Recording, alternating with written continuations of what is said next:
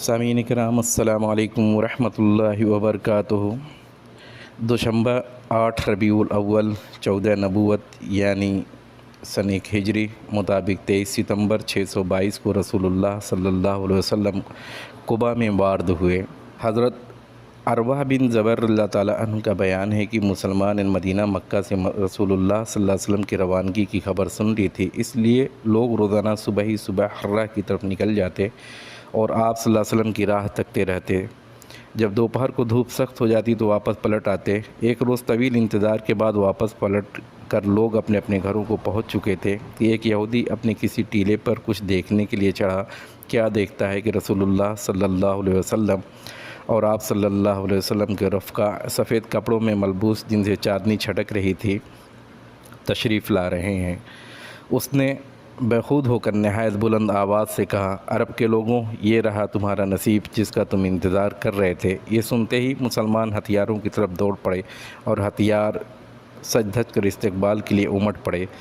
ابن قیم کہتے ہیں کہ ان کے ساتھ ہی بنی عمرو بن عوف ساکنان قباء میں شور بلند ہوا، تکبیر سنی گئی۔ مسلمان آپ صلی اللہ علیہ وسلم کی آمد کی خوشی میں نعرے تکبیر بلند کرتے ہوئے استقبال کے لیے نکل پڑے۔ پھر آپ صلی اللہ علیہ وسلم سے مل کر تحیہ نبوت پیش کیا اور گرد و پیش پر پروانوں کی طرف جمع ہو گئے۔ اس وقت آپ صلی اللہ علیہ وسلم پر سکونیت چھائی ہوئی تھی، یہ وحی نازل ہو رہی تھی۔ فَإِنَّ اللَّهَ وَمَوْلَاهُ وَجِبْرِيلُ وَصَالِحُ الْمُؤْمِنِينَ وَالْمَلَائِكَةُ بَعْدَ ذَلِكَ ظَهِيرًا۔ اللہ آپ کا مولا ہے، جبرائیل علیہ السلام صالح مومنین بھی، اور اس کے بعد فرشتے آپ صلی اللہ علیہ وسلم کے مددگار ہیں۔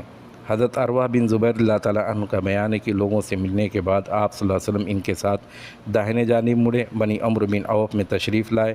یہ دوشنبہ کا دن تھا، ربیع الاول کا مہینہ تھا۔ ابو بکر اللہ تعالیٰ عنہ آنے والے کے استقبال کے لیے کھڑے تھے۔ رسول اللہ صلی اللہ علیہ وسلم چپ چاپ بیٹھے تھے۔ انصار کے جو لوگ آتے جنہوں نے رسول اللہ صلی اللہ علیہ وسلم کو دیکھا نہ تھا، وہ سیدھے ابو بکر اللہ تعالیٰ عنہ کو سلام کرتے، یہاں تک کہ رسول اللہ صلی اللہ علیہ وسلم پر دھوپ آ گئی اور ابو بکر اللہ تعالیٰ نے چادر تان کر آپ صلی اللہ علیہ وسلم پر سایہ کیا۔ تب لوگوں نے پہچانا کہ یہ رسول اللہ صلی اللہ علیہ وسلم ہیں۔ آپ صلی اللہ علیہ وسلم کے استقبال اور دیدار کے لیے سارا مدینہ امٹ پڑا۔ یہ ایک تاریخی دن تھا جس کے نظیر سرزمین مدینہ نے کبھی نہ دیکھی تھی۔ آج یہود نے بھی حبقوق بنی نبی کی اس بشارت کا مطلب دیکھ لیا تھا۔ اللہ جنوب سے اور وہ جو قدوس ہے وہ فاران سے آیا ہے۔ رسول اللہ صلی اللہ علیہ وسلم نے قباء میں کلثوم بن حدم اور کہا جاتا ہے کہ سعد بن خیثمہ کے مکان میں قیام فرمایا۔ پہلا قول زیادہ قوی ہے۔ ادھر علی رضی اللہ تعالیٰ عنہ، ابی طالب رضی اللہ تعالیٰ عنہ نے مکہ میں 3 روز ٹھہر کر لوگوں کی جو امانتیں رسول اللہ صلی اللہ علیہ وسلم کے پاس تھیں انہیں ادا کر کے پیدل ہی مدینہ کا رخ کیا اور قباء میں رسول اللہ صلی اللہ علیہ وسلم سے آ ملے اور ام کلثوم بن حدم کے ہاں قیام فرمایا۔ رسول اللہ صلی اللہ علیہ وسلم نے قباء میں کل 4 دن، دوشنبہ، منگل، بدھ، جمعرات یا 10 سے زیادہ دن اور روانگی کے علاوہ وہ 24 دن قیام فرمائے۔ اسی دوران مسجد قباء کی بنیاد رکھی اور اس میں نماز بھی پڑھی۔ یہ آپ صلی اللہ علیہ وسلم کی نبوت کے بعد پہلی مسجد ہے جس کی بنیاد تقویٰ پر رکھی گئی۔ 5ویں دن یا 12ویں دن یا 26ویں دن جمعہ کو آپ صلی اللہ علیہ وسلم کا حکم الہی کے مطابق سوار ہوئے ابو بکر اللہ تعالیٰ عنہ آپ صلی اللہ علیہ وسلم کے ردیف تھے۔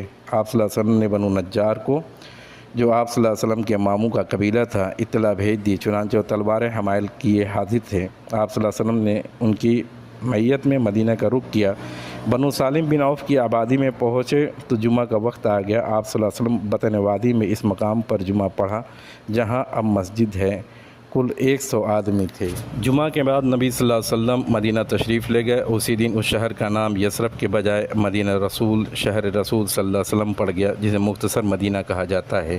یہ نہایت تابناک تاریخی دن تھا۔ گلی کوچے تقدیس و تمہید کے کلمات سے گونج رہے تھے۔ انصار کی بچیاں خوشی و مسرت سے نشار کے نغمے بکھیر رہی تھیں۔ اشرق البدر علینا، ان پہاڑوں سے جو ہے سوئے جنوب، من ثنیات الوداع، 14ویں کا چاند ہے ہم پر چڑھا، وجب و شکر علینا، کیسا عمدہ دین اور تعلیم ہے، ما دعا للہ داعی، شکر واجب ہے ہمیں اللہ کا، ایھا المبعوث فینا، ہے اطاعت فرض تیرے حکم کی، جئت بالامر مطاعی، بھیجنے والا ہے تیرا کبریا۔ انصار اگرچہ بڑے دولت مند نہ تھے لیکن ہر ایک کی یہی آرزو تھی کہ رسول اللہ صلی اللہ علیہ وسلم اس کے یہاں قیام فرمائے۔ چنانچہ آپ صلی اللہ علیہ وسلم نے انصار کے جس مکان یا محلے سے گزرتے وہاں کے لوگ آپ صلی اللہ علیہ وسلم کی اونٹنی کی نکیل پکڑ لیتے اور عرض کرتے کہ تعداد و سامان و ہتھیار و حفاظت فرش راہ میں تشریف لائیے، مگر آپ صلی اللہ علیہ وسلم فرماتے اونٹنی کی راہ چھوڑ دو، یہ اللہ کی طرف سے معمور ہے۔ چنانچہ اونٹنی مسلسل چلتی رہی اور اس مقام پر پہنچ کر بیٹھی جہاں آج مسجد نبی ہے، لیکن آپ صلی اللہ علیہ وسلم نیچے نہیں اترے یہاں تک کہ وہ اٹھ کر تھوڑی دور گئی، پھر مڑ کر دیکھنے کے بعد پلٹ آئی اور اپنی پہلی جگہ بیٹھ گئی۔ اس کے بعد آپ صلی اللہ علیہ وسلم نیچے تشریف لائے۔ یہ آپ صلی اللہ علیہ وسلم کے ننیھال والوں یعنی بنو نجار کا محلہ تھا، اور یہ اونٹنی کے لیے محض توفیق الہی تھی، کیونکہ آپ صلی اللہ علیہ وسلم ننیھال میں قیام فرما کر ان کی عزت افزائی کرنا چاہتے تھے۔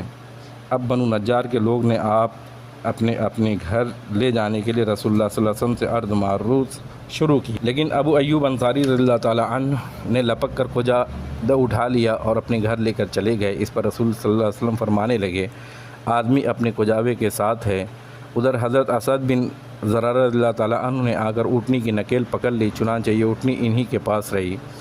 صحیح بخاری میں حضرت انس رضی اللہ تعالیٰ عنہ سے مروی ہے کہ نبی صلی اللہ علیہ وسلم نے فرمایا ہمارے کس آدمی کا گھر زیادہ قریب ہے؟ حضرت ایوب انصاری رضی اللہ تعالیٰ عنہ نے کہا میرا۔ اے اللہ کے رسول صلی اللہ علیہ وسلم، یہ رہا میرا مکان اور یہ رہا میرا دروازہ۔ آپ صلی اللہ علیہ وسلم فرمایا جاؤ ہمارے لیے قیلولہ کی جگہ تیار کر دو۔ انہوں نے عرض کی آپ دونوں حضرات تشریف لے چلیں، اللہ برکت دے۔ چند دن بعد آپ صلی اللہ علیہ وسلم کے زوجہ محترمہ ام المومنین حضرت سعودہ رضی اللہ تعالیٰ عنہ اور آپ صلی اللہ علیہ وسلم کے دونوں صاحبزادیاں حضرت فاطمہ رضی اللہ تعالیٰ عنہ اور ام کلثوم حضرت اسامہ بن زید اور ام ایمن رضی اللہ تعالیٰ عنہ بھی آ گئیں۔ ان سب کے بعد حضرت عبداللہ بن ابی بکر رضی اللہ تعالیٰ عنہ آل ابی بکر کے ساتھ، جن میں حضرت عائشہ رضی اللہ تعالیٰ عنہ بھی تھیں، لے کر آئے تھے۔ البتہ نبی صلی اللہ علیہ وسلم کی ایک صاحبزادی حضرت زینب رضی اللہ تعالیٰ عنہ حضرت ابو العاص رضی اللہ تعالیٰ عنہ کے پاس باقی رہ گئیں، انہوں نے آنے نہیں دیا اور جنگ بدر کے بعد تشریف لا سکیں۔ حضرت عائشہ رضی اللہ تعالیٰ عنہ کے بیان کہ رسول اللہ صلی اللہ علیہ وسلم مدینہ تشریف لائے تو حضرت ابو بکر رضی اللہ تعالیٰ عنہ اور حضرت بلال رضی اللہ تعالیٰ عنہ کو بخار آ گیا۔ میں نے ان کی خدمت میں حاضر ہو کر دریافت فرمایا کہ ابا جان آپ کا کیا حال ہے؟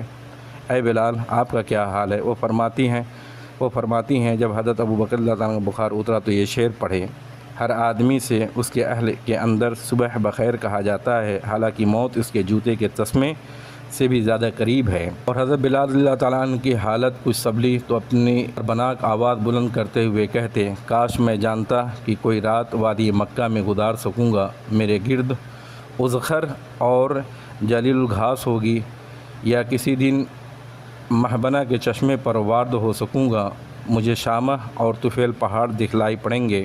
حضرت عائشہ اللہ تعالیٰ عنہ کہتے ہیں کہ میں نے رسول اللہ صلی اللہ علیہ وسلم کی خدمت میں حاضر ہو کر اس کی خبر دی تو آپ صلی اللہ علیہ وسلم فرمایا اے اللہ ہمارے نزدیک مدینہ کو اس طرح محبوب کر دے جیسے مکہ محبوب تھا یا اس سے بھی زیادہ، اور مدینہ کی فضا صحت بخش بنا دے، اور اس کے سائے و مد غلے کے پیمانوں میں برکت دے، اور اس کے بخار منتقل کر کے حجفہ پہنچا دے۔ اللہ نے آپ صلی اللہ علیہ وسلم کی دعا سن لی اور حالات بدل گئے، یہاں تک کہ حیات طیبہ کے ایک قسم اسلامی دعوت کا السلام علیکم ورحمۃ اللہ پورا ہو جاتا ہے۔ وبرکاتہ۔ اگلے قسم میں ملاقات ہوگی، فی امان اللہ۔ آپ لوگ اپنا خیال رکھیں۔